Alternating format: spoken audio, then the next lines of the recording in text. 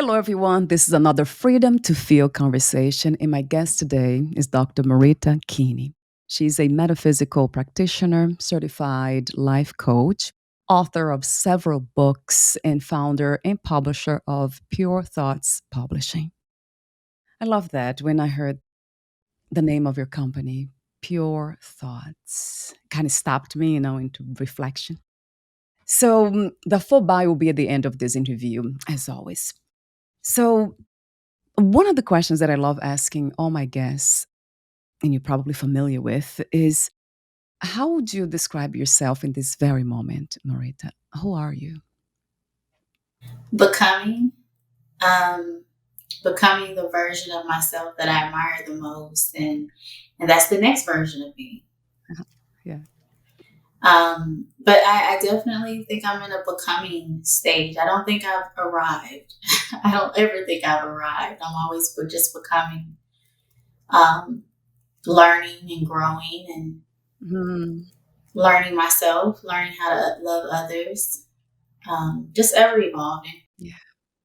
Yes. Yeah. I love that answer, as well. There are so many answers here that I kind of gravitate toward. But this idea that we are always changing, that we are something that is changing, it's an interesting one because it relates to experiences. So the body mind and how the body mind navigates this reality. Yes. And do you have a vision for that? Let's say becoming something. What is the vision that you have at the end of that, if there is a destination, perhaps? Or what would be close to that evolution of being a human? I think applying everything that I've learned here, having the opportunity to apply it, Yeah. because we learn a lot, but it's not often that people really apply it to their life. And I think at the end of my life, I want to have applied all the lessons in life that I've learned. Mm, Recently, I was talking to someone who was having a difficult time, let's say, loving.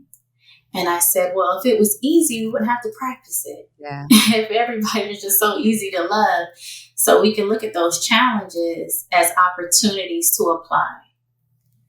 That is so true. What inspired you to be who you are today? All these beautiful work that you have been doing. How did you get here? Um, we hear the saying, life knocks you down.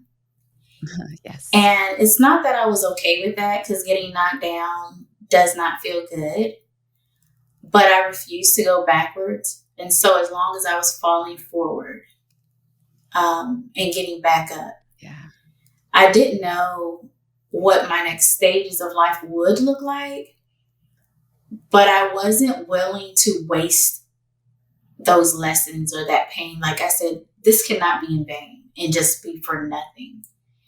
Right. And I didn't want to also get into a habit of self-sabotage, hurting myself. So I said, if life is hurting and I'm learning all these lessons, what can I do to not pour salt in my own wound? Yeah. And that was realizing that I couldn't control everything that happened in life, but my healing was my responsibility. And that's something I felt like I could control. Yeah. And so the things that I could control, I wanted to move forward and control the way I responded to life. Right. Yeah. And you have done exactly that. You're very inspiring. All the work that you have Oh. done in so many different ways. You have written so many books. I can't believe it. Like, oh my God. You know what? I didn't know how many books I had written. Someone asked me during an interview, they said, how many books have you written? And I was like, honestly, I don't know. And so when I got off of Mm, the interview, I went through kind of like my collection of work. And at that point, it was like 27. And I started crying because I did not realize that right. I had done so much, because it's really about just being consistent, right? I wasn't keeping track. I didn't have a goal. I was just writing as titles would come. Yeah. And then here I am, 62 books later, and I have a couple books in the work right now. So Yeah. What was that moment where you felt called to become a writer? I remember I didn't consider myself a writer. I never liked reading. Yeah. Yeah. I didn't like writing. And I'll explain that a little bit later in the interview. It was an outlet for me. I actually started journaling. I had no interest in writing a book. It was just the way that God gave me to heal. Like, it was therapeutic. And I didn't want to put my burdens on other people. It Right. was a space where I could be authentic, honest with myself, not judge myself, and just write and let it out. Like that, just let it out, and I wasn't judged by other people's reaction to me pouring out. Yeah. And actually, a coworker of mine, she asked me, she was an older lady about to retire. At this point, I was about 20. And she said, "What are you writing every day?" And I said, "Well, I just kind of journal." And she asked me if she could read what I was writing. And I felt kind of territorial, but there was something in me Right. that said, let her read it. And so I let her read some of my writing. And at 20 years old, and here this woman was close to retirement age, she said, "Oh my goodness." She said, "Do you know how many people you can help?" Yeah. And I was like, huh? And she said, "This should be a book." And that's where that seed was planted. I said, man, if I can help someone, that's what I want to do. Mm. Are you a Christian, Marita? So I'll have an idea. But for the audience, what is God to you? All knowing. God is all knowing, divine source, the beginning and the end. Mm. When I was going to school for metaphysics, our main study was Jesus, learning how to live and connect to God. And I remember one of my friends is a monk. Yeah. And when we were talking about meditation, he said, a lot of people try to tie meditation to a religion. He said everyone should be able to connect with God. Right. And knowing that I'm here for a purpose and that I look at myself like a vessel and allowing God to manifest and flow Yeah. through me to help other people here, just live this life, right? And I always tell my kids, I look at God like an ocean, and we're like these empty bottles. And if you take an empty bottle and fill it up with water, it's 100% ocean, but the bottle itself is not an ocean. So that's how I kind of see myself allowing God to, or recognizing, not really allowing, but recognizing that there's divine power living, expressing through me, and allowing me to then connect with other people who may not even know their true identity. And their true identity is we're not broken. We have experiences, but everything we go through is to connect us back to God, which is the perfect. Like when people talk about healing and they say, I've been praying for healing, and then their loved one passes away. And that's because there are no illnesses when you're reunited completely with God. Yes. Yeah. That's very close to my understanding. I love the metaphor of the ocean in the bottle. That's really beautiful one. Yeah, that's how I see it too. So the identification with the body and the mind, even, yeah, it's something that causes a lot of suffering. I've seen them myself being through that, the identification of mind and body and how much I suffered for that reason. Yeah, I identify myself as a Christian just because we have labels that society recognizes. But I still feel like even with that title, Yeah. that is too limited. You're still limiting God and put God in a box. And God is so much bigger. He transcends religion, any religion. Ah, He's bigger yeah, than all that's it. religions. we just really try our best to comprehend and put him into ways that we can express connecting with him. But God is bigger than I think imaginable. Yes. You spoke of lessons before. I'm curious to know what was one of the most empowering and powerful lessons that you have learned throughout your life, Marita? Forgiveness. Yeah. Forgiveness. When I started my journey of healing, you don't know you need to heal unless you feel like something's been wounded in you, right? When I was 18 years old, my brother was killed, and that left me as my mother's only child. Yeah. And I had a lot of questions. I had a lot of anger. I felt lonely and abandoned. My sibling was gone. And I got to a Yeah. place where I wanted to disconnect, because as long as you are in your unforgiveness stage, you're committing to being attached. And at some point in time, I just wanted to be free, free from the pain. I wanted to be free from it. And so the only way that I could do that was to release it. Yes. And I remember waiting on this feeling of, okay, I'm ready to forgive. But I realized that it wasn't a feeling, it was a decision. I chose to forgive, and then the process started. The process doesn't start, and everyone sometimes waits for this magical process to start, waiting on this feeling. But Yeah. I remember making a commitment of wanting to be released from the pain. So I said, I don't know how I'm going to forgive, but I was intentional about wanting to. And it wasn't until, and it was a process, and I was able to release more and more.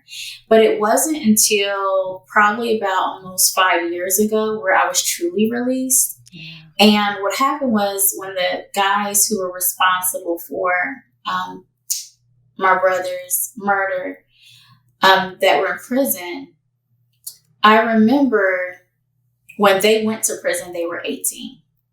And now they're middle-aged men, right? Because it's been years. Yeah. I remember my son turning 18 years old, and I thought to myself, oh my gosh, they were so young. And that was the first time I showed true compassion, was when my son was the same age they were when that life-altering scenario happened. And for the first time, I cried for them. Yeah. Wow. And I realized how young they were. And my heart broke for them. That's when I knew that I was really at the end of my forgiveness. It's because I could show compassion to the people I felt offended me and my family. And that was the ultimate release. It's looking to understand, right, Marita? Not looking with a judgmental mind. It's always looking, perceiving reality with that open mindedness. What happened here? It's not why this happened, but let me look deeper into, the reasons why, the consequences of something that probably happened in the past for these people. And everything from what I see comes from trauma. All the most of the pain, perhaps even all emotional and psychological pain, might be coming from trauma. So it's so clear to me when I see people behaving in a violent way that they have suffered a lot. They're still suffering. Is that something that you have thought about it? Trauma being kind of the underlying cause of most of our pain? We could call it trauma. We could also call it fear. True. Um, it takes a lot of courage to heal. And the reason why I think it takes a lot of courage to heal is because as you begin to heal, the narrative in which you believe, the story begins to change. Yeah. And a lot of times we tell ourselves these stories, and we'll make excuses. We'll say, well, this happened because I went through this. And a lot of times we find comfort in that narrative. And as you Right. heal, you look back and the story begins to look a little different. And a lot of times that's painful because you realize that you were telling yourself a story that justified how you feel. Yeah. And the closer you get to love, which is the closer you get to God, you see things from a different perspective where you can see that a lot of people's decisions are, like you said, passed down trauma, not realizing that there are other options than to continue to live in pain, because pain is part of life. We're going to feel it while we're here. It's just, what do you do with it? That's true. Because what you do with it then becomes your responsibility, right? What do I do with this pain? Do I inflict it on other people? Or do I make a decision and say, it stops with me? Right. Why do we take so long to make that decision too? Because it was my case. It took so long to really choose love instead of fear. And why do some people never get out of their space? Have you contemplated this idea? Yeah, I think about that all the time. Even working with my clients, why do people subject themselves to something Yeah. that's not benefiting them? Why are you committing to that? And a lot of times people are committing to what's familiar. And because it's familiar, Yeah. I don't know what happiness is like, but I know what suffering is like. So you continue to live in what's familiar, and we call it our comfort zone. But if we're honest, comfort zones are not that comfortable. Right. Yes, so true.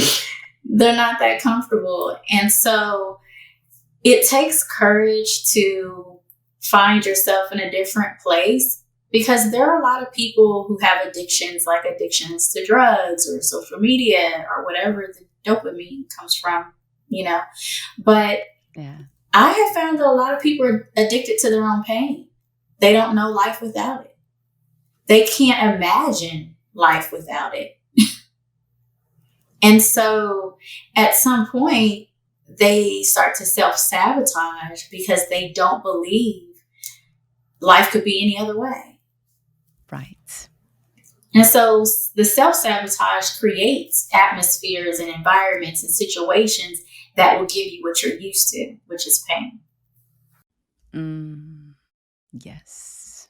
So in a way, it is what you have said, and so many people have. Your life. It's what you're thinking. What you think becomes your reality. So your mind's kind of creating your experiences of the world. Yes, and it's so true, Marita, that yeah, so many of us are doing that. A very familiar, because familiarity, we are staying in one place and we are not moving forward. Some of us are not. Do you believe that at some point all of us will go through this revolutionary, evolutionary kind of journey to recognize our own divinity in God? I think so, because there's examples of that feeling you get of the miraculous, like when a baby's born, or you just see something that really touches your soul. Yeah. I mentioned to you prior to the call that every day I try to find something that makes me cry and something that makes me laugh, because it keeps me connected to love, to compassion, when you can feel. Yes. And a lot of people are so disconnected from their true feelings. But when you're awakened to those type of feelings, it's like, well, what does that look like? And what it looks like is going through those life experiences. Some people will say, Yeah. I don't want to love because I don't want to be hurt. Because heartbreak is, and grief, that's the price you pay when you love, right? And although, relationships and people pass away, all those different things, the pain or the heartbreak, it's kind of part of the journey. At some point in time, your heart is going to feel something Right. that doesn't feel good. But that's part of it. But that doesn't mean anything's wrong. It just means everything's right. Yes. I love this idea of being fully human, which means also acknowledging our divinity. So it is embracing, honoring emotions, but also knowing that we are not just the body mind, that we are more than that.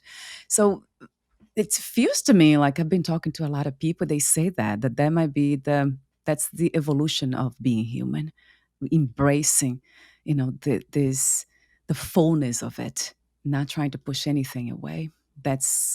Feels really powerful. Easier said than done. It takes a lot of courage, as you mentioned earlier. This piece is very important, having courage. So when it comes to fear, do you feel that fear has a purpose? That's okay to be afraid sometimes, and listen to fear. Actually, Yeah. A lot of people use the acronym false evidence appearing real because it's in, a lot of times it's in our head, but we know there's real fear of, right? hey, there's danger. We understand that type. But I think you're talking more about the psychological fear, the blocks that we put in our own way.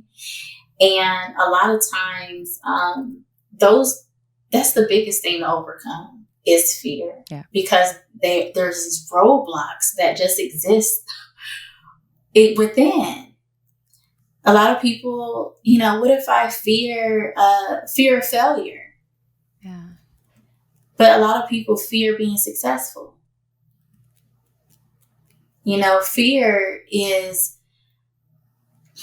Fear is the roadblock. yeah. It's the roadblock. Can we use it?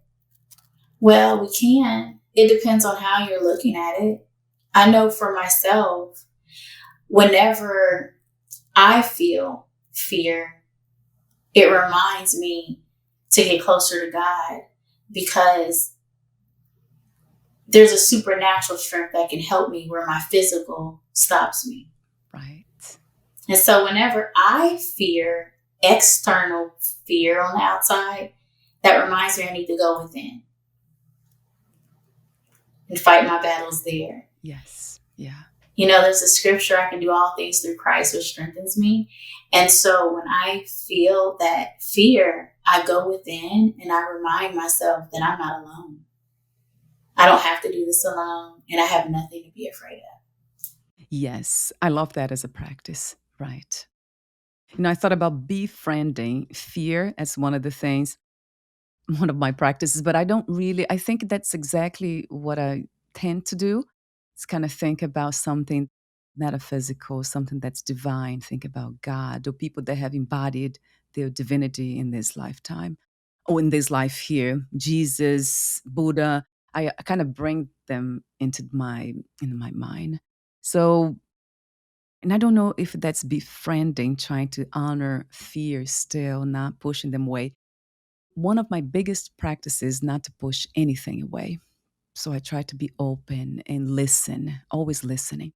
And one of my questions, the questions that I often ask is, what is the truth? Show me the truth about this. No, that's beautiful because sometimes we go off our feelings, which, fear is a feeling, right? We'll say, I'm afraid. Yeah. And we have to remind ourselves that when you talk about the truth, feelings aren't facts. Mm, yeah. I was in a summit for business owners, and instead of looking at everything that would prevent you from doing things, it was saying stack up the evidence of everything that would support you being successful in this. Yes. Ah, So looking at the facts versus what you feel is a fear, things that haven't even happened that you think could happen. It's like, but let's look at the facts. Let's look at what you're capable of doing. right. I've been trying to kind of, not push away, but understand if that's really what happens because I have, people who have passed around me, I have felt their presence. And I'm like, how am I feeling this? I'm very scientific with my mind. I cannot. So I'm wondering if that's something that maybe some people they have those kinds of gifts, right? Mediumship and all those. Is that something that you talk about? Have you come across anyone in any of your clients kind of relating, talking about, yeah, these experiences?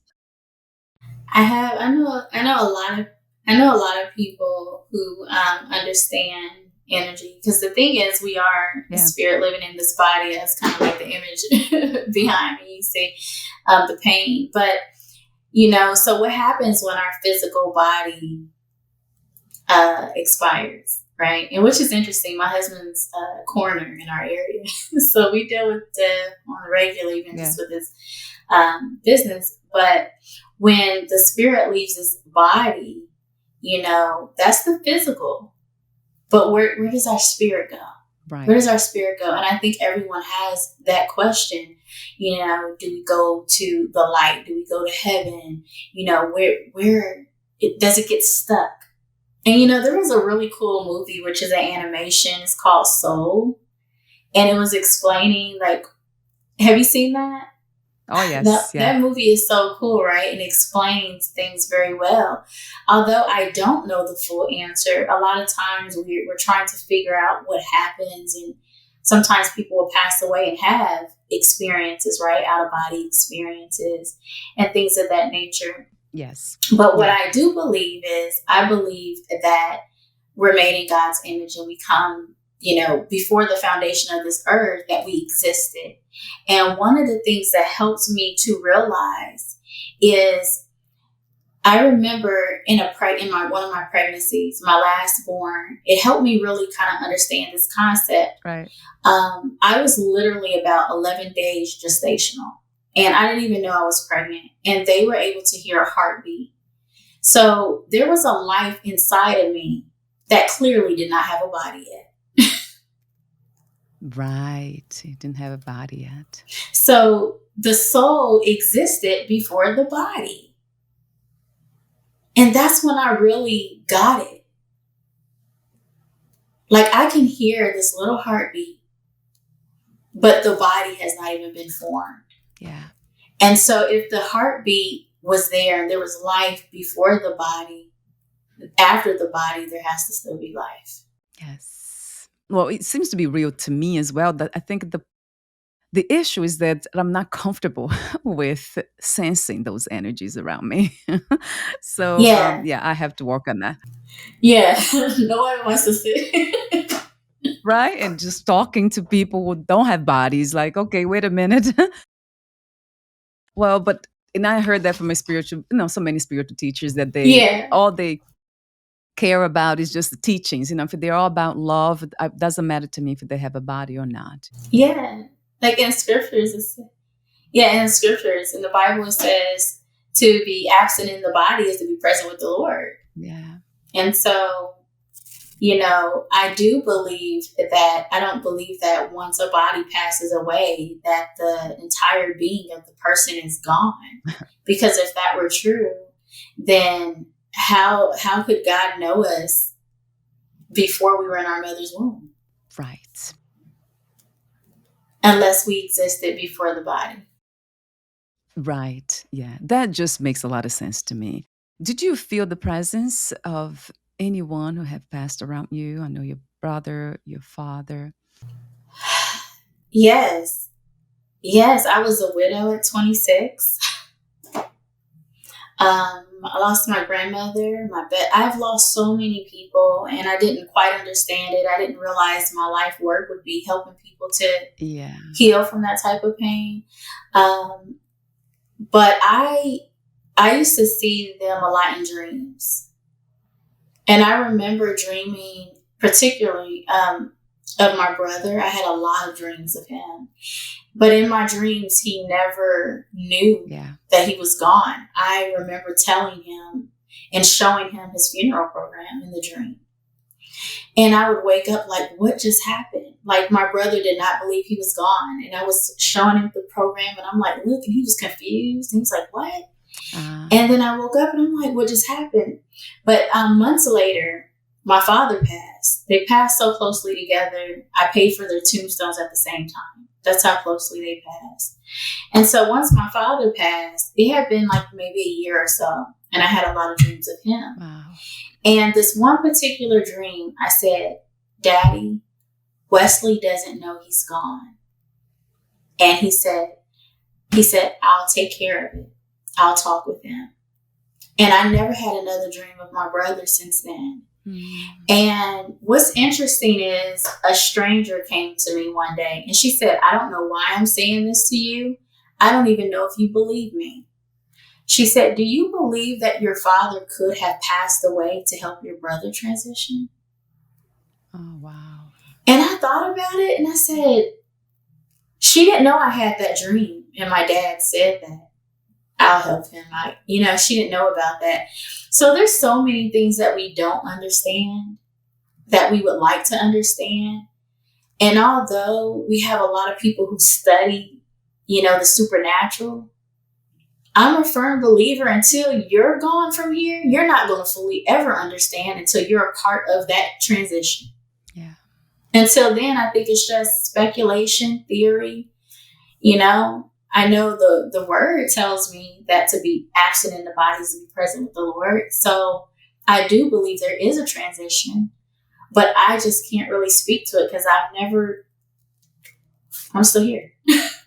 I've never passed away. Yes. So, I think those who even come back, like maybe have an out-of-body experience, they're still not fully disconnected. There's still a cord that's connecting them to this reality that's never been just totally separate from them. So I don't think anybody could fully understand unless they passed on.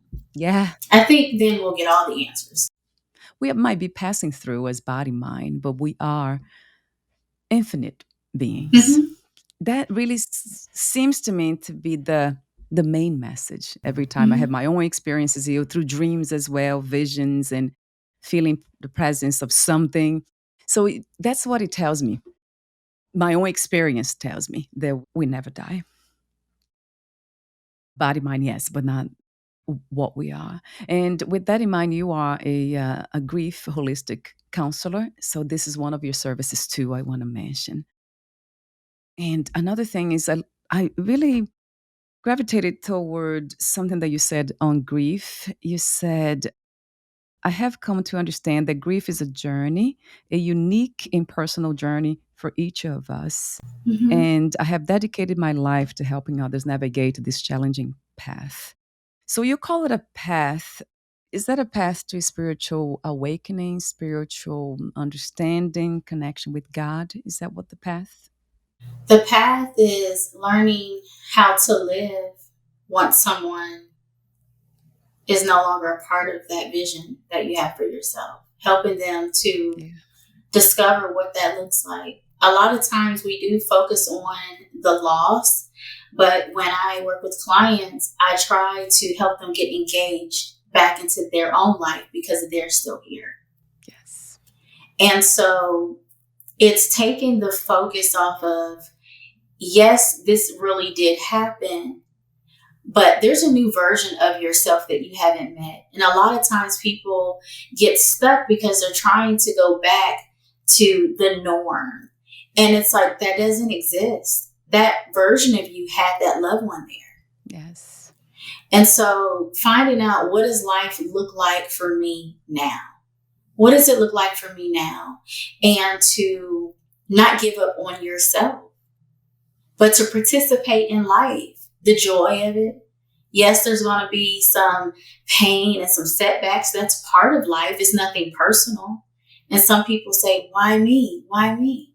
But the reality is, the longer we live, we will continue to outlive other people that we love and care about. At some point in time, we will feel that again. Or you may not feel that pain again, but you will feel similar. Because I do believe different losses, you feel it differently depending on the relationship and things like that. But at the end of the day, how are you going to show up and live for you? Yeah. You can't just check out because you're still here. And so helping them to re-engage with their new life is what I help them to do. Yes. So it's not really about letting go. A lot of people say that we need to let go, but it's not that. It's what you said. It's a renovation, isn't it? It's a renewal. How to live again in a different way. How to continue to experience this reality. Yes, and that's very common for people to, at that point, that's the suffering part, right? We felt the pain, but now we're in the stage of suffering. And a lot of people stay in the state of suffering because they're guilty about being happy. Ah, Sometimes people wow. feel as if I'm happy, that it takes something away for them. You know, how can you be happy? You lost your child. How can you? So they almost take it on as a badge of honor subconsciously, because I love this person so much. I'm loyal to this grief, and you start to commit to that. And then if Ah, people are not careful, they begin to idolize their loved one. They'll build shrines and memorials and things of that nature, and almost transfer them to, I don't want to say a deity, but almost like yes. they put them like a saint up there right next to Jesus, and forget that they were human and that they had flaws and they had shortcomings. You don't see the humanistic side of them anymore. But I think a lot of times people stay in that state of suffering because they think that's what they Right. deserve. My heart deserves to feel this. And it's a story, that narrative. We tell ourselves these stories that may not be true, but it comforts you. It gives you permission to dwell and to stay and suffer. Mm, But you can also change your perspective and say, they wouldn't want to see me like this. And why I'm here, I can honor them by living. I can do that differently. I don't have to do it like this. And I try not to judge people who are in that place, but it's really sad when they halt their own life yes. because they maybe subconsciously think a part of them has died as well, but not recognizing that there's a part of them that's being birthed, that needs their nourished, their attention, getting to know the self-discovery, getting to know this new version of me. And that part of them oftentimes is neglected. I love your wisdom. I just love everything about you. It's Oh, so empowering. You see, that's wisdom. That's not just knowledge. You have applied a lot of the knowledge, the lessons that you have learned. That takes courage. So thank you for being the light. We needed this guiding light, like a lantern. I often think about a lantern in the dark, and those people that come with them, those candles, are just illuminating the way for yeah, others. yeah. It's really beautiful. So thank you. Thank you for having me. Thank you. And one thing, I wanted to say one thing before. If someone's watching this and they're in that place of struggling, or if they experience a loss, one of the things is whatever you focus on, that's what you feel. Yeah. And so I chose to focus on gratitude and what did I gain versus what did I lose? Yes. What did that relationship, that, you know, whatever it brought, just count the blessings. Yes. So I want to mention your services. So you offer grief counseling, one-on-one sessions, and e-course too, life coaching, one-on-one sessions, and e-course as well. And then business consulting, book writing, and publishing through your company. And then you have lots of courses out there too, which I'll have the link here. And your websites, purethoughtspublishing.com and maritakinney.com. All of these websites, both of them will be clickable, so it's easy to just click there on the podcast notes. So thank you so much for your presence again. I was not linear with the topics, and I appreciate you being open. So we just danced around, we went everywhere. So thank you for being, with the flow.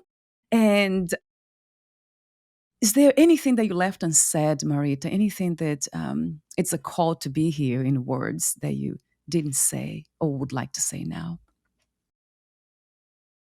I would say to anyone who's watching this, whenever it comes across, it's time for you to maybe do some self discovery. And if there's any part of you that wants to be healed, Yeah. give yourself permission to evolve into that next version of yourself. Um, and I do believe the last stage of healing is helping. So when you're at the stage where you just want to help the next person along their journey, Yeah. that's when you know that you're going in the right direction. When you take that pain from yourself and all the focus from yourself, and you're looking back at the next person saying, I don't have it all together, but if I can help you, I'm willing. Mm. Wow. Then I think that's when you can realize that you are healing. You are healing and you are helping. Yes, they go together, right? Healing, helping, right? Is the end of one journey and the beginning of another. Yeah, how beautiful. Thank you so much again for being you. And we'll talk again. We'll be in touch again. Bye for now. Bye for now, Thank Marita. you. Take care. Thank you.